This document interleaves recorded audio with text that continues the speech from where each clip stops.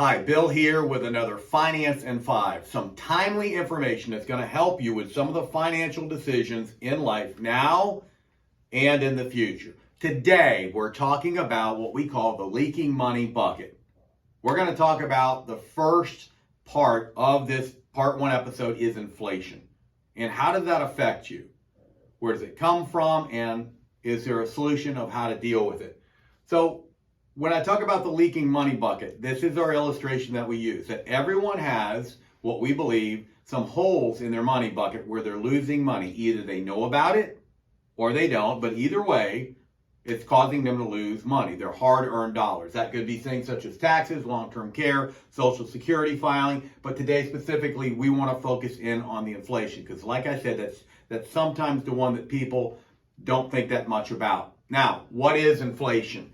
Inflation is when interest rates change and they change the returns on a lot of your investments. So some of these fixed investments you see on the board, they're based on what the current interest rates are. Now that could be bonds, that could be CDs in the bank, outside of the bank, that could be anything where the growth is based on what current interest rates are. And that's how inflation is going to affect some of these vehicles, but also some of your debt vehicles like mortgages. And it's important that you keep an eye on it because finances aren't something that you just set it and forget it. You actually have to monitor it and keep up with it, working either yourself or with an advisor to explain these and how they're going to affect you. Inflation itself, though, what does it look like? Well, here's a little table that we use talking about what did things used to cost back in 1975 as compared to 2017.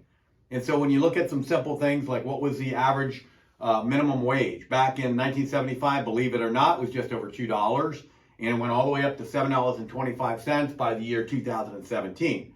So that tells you the earning difference, and part of that has to do with the fact that as things go up in cost, you need to earn more money. But then let's talk about a new car. Believe it or not, 1975, the average new car was $3,800, and that seems hard to believe, especially now. But, you know, you go forward all the way to 2017, and that's over $33,000 for that same new car. That's inflation. As things go up in cost, you've got to be able to afford to pay for it. And not only now, but also when you get older. So let's look at some of the things that affect you later on. The bottom line here is talking about long-term care. Private room in a nursing home. It used to be, believe it or not, $5,700 a year. But by the year 2017, it was over $97,000. And currently, it's above $100,000 on average. And if you've ever dealt with this and had someone where you had to pay for it, they were paying for it, you know very well what I mean. And that's why it's important to make sure as these things go up in price, then you can keep up paying for those by your money earning more and more. So we saw that inflation can have effect on these things that you're going to use every day, buy, right? Cars, groceries, everything like that. But also at the same time, you're going to have some investments that are going to be fixed rate and locked.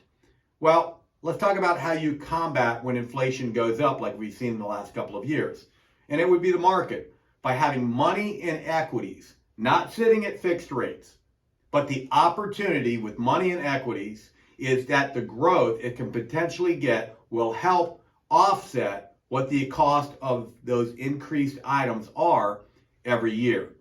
Again, we can't take money and simply bury it.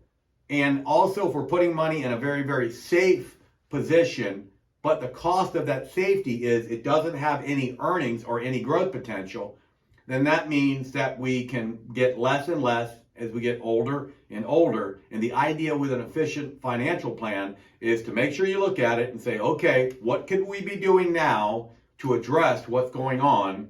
And this is just one simple solution for that. I hope this has helped you. Remember, share this information with friends. Make some suggestions to us of what you'd like to hear a little bit more about. We've had some great suggestions so far.